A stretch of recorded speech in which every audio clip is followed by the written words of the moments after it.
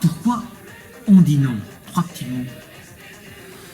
Alors il y a quelques années, quand on a commencé la lutte contre les discriminations avec le CESCE, nous avons découvert qu'il y avait une augmentation des discriminations, notamment en travaillant sur l'homophobie avec Olivier Lallard, qui est intervenu dans notre établissement, et toutes les classes de seconde. Et on s'est rendu compte aussi avec le passage de la LICRA que pas mal de discriminations existaient encore, que ce soit dans le monde de l'éducation ou que ce soit dans la société de tous les jours. Et donc avec le conseil de la vie lycéenne, on a réfléchi comment on pouvait lutter contre ces discriminations, qu'est-ce qu'on pouvait faire à notre niveau pour dire non à cette société. Et c'est pour cela qu'on a réfléchi à construire ce projet On dit non, en mettant en scène ce clip. Qui est à l'origine de ces trois petits mots? On dit non. On dit non, en fait c'est un CVL pendant le Covid qui, l'ensemble du CVL du Conseil de la vie lycéenne avait réfléchi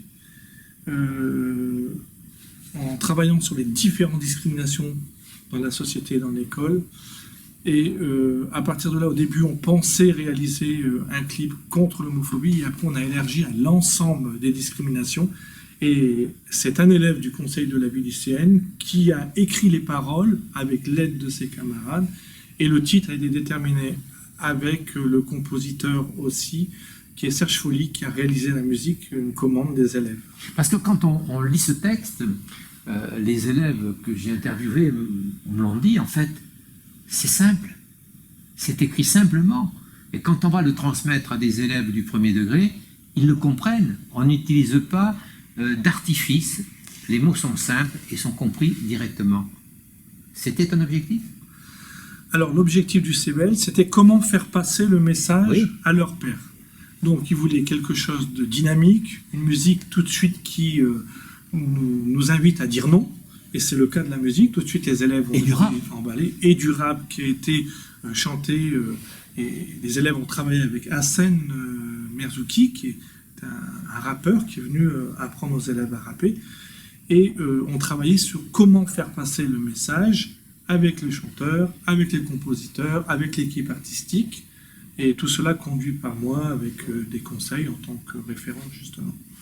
Alors, vous avez vécu toute la gestation, je dirais, de ce projet. Moi, j'ai noté parmi les objectifs du projet, je vous cite, la phrase suivante.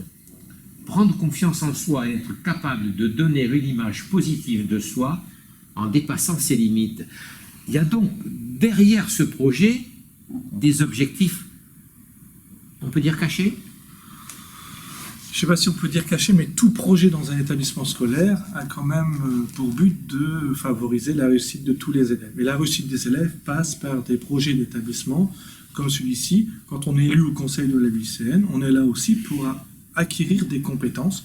Pas des compétences seulement pour soi, pas des compétences seulement pour les examens, mais aussi pour le monde de l'entreprise de demain.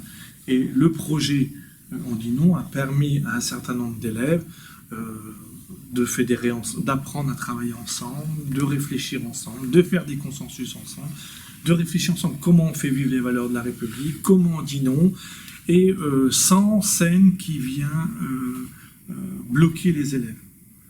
Vous savez que parfois il y a certaines scènes qui peuvent heurter, et donc là l'idée c'est à chaque fois on a réfléchi à tout ce qui pouvait heurter les jeunes, parce que le but c'est vraiment que ce message passe. Et oui, les élèves ont dépassé les limites, parce qu'aujourd'hui on est dans une société d'image, qui a une place considérable, et demander à un jeune de passer devant une caméra, de se mettre à danser en public, d'accepter de danser devant une caméra, et d'accepter que cela sera sur YouTube, cela sera diffusé dans toute la France, et c'est le cas, hein, parce que ça a été sur tous les réseaux sociaux. Hein. Moi, j'ai un peu suivi la médiatisation de ce projet. C'était énorme. Et finalement, ils ont dépassé leurs craintes, ils ont dépassé le peur d'être ridicule, le peur de ce que pourraient dire les autres aussi, parce que ça ne va pas de soi que tout le monde adhère quand on danse ou quand on chante un rap.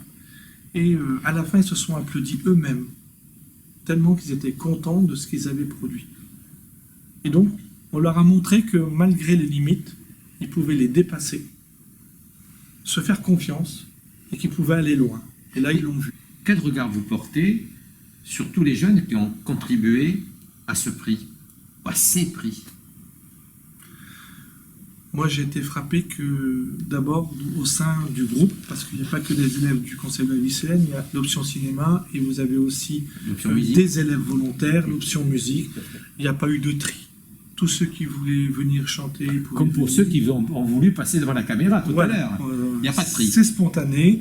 Les solistes, ils ont débarqué du jour au lendemain comme ça, en disant « moi, je veux essayer. Moi, je veux faire un défi. » C'est ce qu'ils ont dit. Et ils ont été au bout de leur engagement. Si ça a dépassé totalement nos attentes, on espérait percer, puisqu'on a 19 000 vues sur TikTok et 13 000 vues sur YouTube. Et je pense que les élèves, moi je garderai toujours un bon souvenir de ce groupe, surtout qu'entre eux, il y a des différences et qu'ils ont accepté les camarades tels qu'ils étaient. On pouvait faire des erreurs dans une note de musique, on pouvait faire une erreur dans une note. Jamais il y avait un rire, c'était une entraide. Comment on fait pour que l'image soit super pour tout le monde? Quelle est, selon vous, la réussite d'un tel projet, mais pour la communauté éducative? Alors, il y avait des objectifs qui n'étaient peut-être pas cités dans le projet. D'abord, la confiance de la direction. Moi, je remercie beaucoup la direction qui m'a fait confiance. Je pense à l'ancien proviseur, M. Jost et Mme Courcelon. Là, je remercie encore la confiance que j'ai de M. Lopez et maintenant de M. Morel et de Mme Bonnet, qui est la proviseure adjointe, et Mme Bussac-Lavel. Parce que sans cette confiance de la direction, rien n'est possible. La confiance de la communauté éducative, comme la confiance des élèves, des parents qui m'ont fait confiance. Ils savaient que j'allais les conduire. D'ailleurs, beaucoup de parents nous ont remercié parce qu'ils sont épatés de ce qu'on a fait pour leurs enfants. Il y a eu beaucoup de positifs au sein des élèves, de la communauté éducative, les élèves entre eux, ils ont regardé le clip, ils en ont parlé. Et les enseignants aussi, beaucoup, certains ont participé. Il y a eu des enseignants, des parents d'élèves, des agents, du personnel. Et beaucoup m'ont dit merci parce qu'on a aussi changé l'image de Givors et du lycée. Parce que des fois, on a des représentations aussi, je ne vais pas se mentir. À Lyon, quand on dit Givors, des fois, il y a des représentations. Et nous, on a fait bouger tout ça. On a montré qu'au lycée de Givors, on pouvait dire non aux discriminations et que les jeunes peuvent avoir une société différente demain. Donc, heureux d'avoir travaillé à ce projet. Je suis très heureux d'avoir réussi avec l'ensemble des élèves. Vraiment, moi, je félicite les élèves de tout cœur parce qu'ils m'ont fait confiance et on a pu aller loin. Tout de suite, on a été reçu par le ministère de l'égalité des chances, Madame Rome, qui était l'année dernière, suite à ce clip.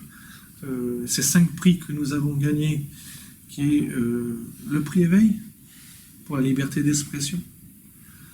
On sait qu'aujourd'hui, la liberté d'expression, c'est pas simple.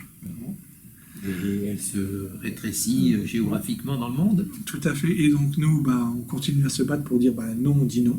On dit non à tout ça. La lutte contre le racisme et l'antisémitisme avec le prix Gilbert Dru, qui est important au niveau du Rhône.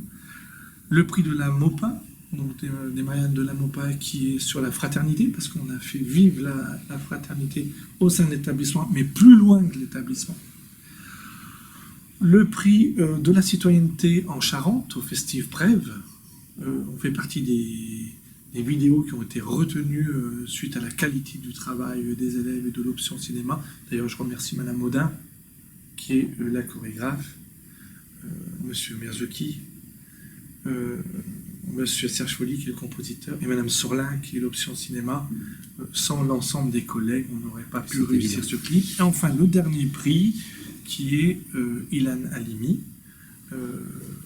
que nous avons participé avec la DILCRA, tel qu'on a été reçu à la DILCRA. On a été reçu à Matignon auprès du Monsieur le Premier ministre Gabriel Attal. Nous avons pu aller commémorer la mort d'Ilan Halimi sur les lieux. Et tout ça sont des expériences que les élèves n'oublieront jamais. Et vous non plus. Moi non plus. J'espère que ce message va continuer à s'étendre et que plein de personnes vont utiliser ce support pour dire non aux discriminations. Merci beaucoup, M. Vandenbroek.